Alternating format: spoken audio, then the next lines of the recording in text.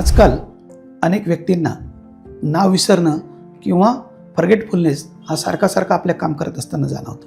याचबरोबर काम करताना किंवा कामावरून घरी गेल्यानंतर खूप थकवा जाणवणं, डोकं जड पडतं यासारखी लक्षणं जाणवली तर ती व्हिटॅमिन B12ची डिफिशियन्सी असू शकते. आजकाल जवळजवळ 60-70% लोकांना हा त्रास होताना दिसत आहे. B12 हा जो घटक आहे याचा उपयोग एनर्जी प्रोडक्शन, नर्व्ह हेल्थ आणि ब्रेन फंक्शनसाठी अत्यंत महत्त्वाचा मानला जातो. परंतु आजकाल धकाधकीच्या जीवनात याची डिफिशियन्सी खूप जणांमध्ये जाणवत आहे. यामध्ये मूड चेंज होणं, मूड स्विंग होणं, severe weakness, frustration, low spirit आणि एक कॉन्फिडन्स कमी झाल्यासारखं अचानक जाणवायला लागतं. अनेकांना वाटतं आपलं वय झालं, परंतु ती खरी असते व्हिटॅमिन B12ची डिफिशियन्सी.